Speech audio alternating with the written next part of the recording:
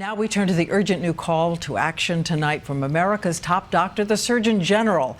He is sounding an alarm about something we see all around us, skin cancer, and he's doing it at the height of summer when a lot of the damage is being done. ABC's chief medical editor, Dr. Richard Besser, on the reason for this new urgency tonight.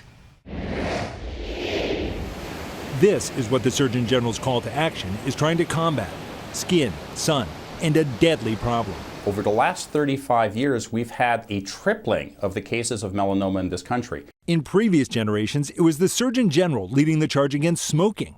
Today's message? Avoid all forms of tanning. That's because skin cancer is now the single most common cancer in America. 5 million treated a year. And its deadliest form, melanoma, is now the only common cancer in America that's on the rise.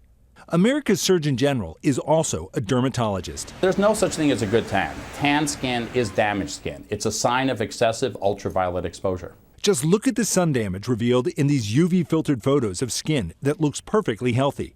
All those spots? Permanent alterations in the lowest layers of skin. For children, the sun is especially dangerous. We now know one blistering sunburn in childhood more than doubles the chance of melanoma later in life. So listen to the Surgeon General. Reduce indoor tanning. And you should be using 1 ounce of sunscreen every 2 hours, which means a family of 4 spending the day at the beach should use an entire 12-ounce container of lotion.